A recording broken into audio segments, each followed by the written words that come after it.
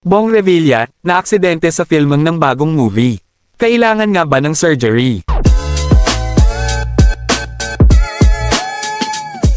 Sa isang Facebook video, sinabi ni Revilla ang kanyang pinagdadaanan kung saan napunit ang kalahating parte ng Achilles heel nito.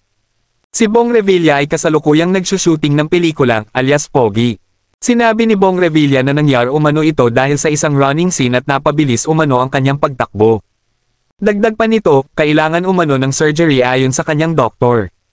Gayon na lamang ang pagkadismaya ni Bong Revilla sa nangyari at sinabi nitong mahaba-haba ang proseso ng pagpapagaling niya at aabutin umano ito ng 3 to 5 months. Nanghingi naman ng prayer si Revilla sa mga taga-suporta kasabay nito ang pagsasabing gagaling umano siya at matutuloy ang kanyang movie. Panoorin ang video nito. Hulaan nyo, nasaan ako? Nasa hospital. Ay, nako, medyo malungkot na balita because of my injury. Yung aking Achilles tendon ay medyo partial, may partial tear, no? Kaya medyo kailangan ng operation. Kaya please pray for me. First day ko ng alias Pogi.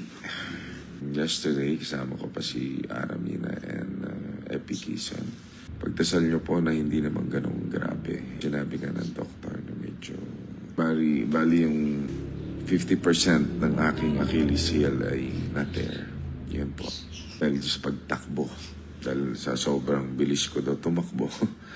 Yun yung sinasabi, hindi na tayo bumabata, tumatanda na. But I'm okay. Yun nga lang yung healing time medyo matagal-tagal. After the operation, medyo 3 to 5 months ang healing.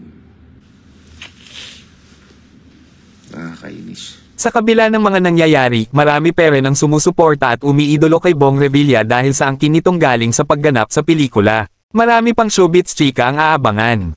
Huwag kalimutang mag-subscribe at pindutin ang notification bell para mas updated kayo sa mga susunod pang video.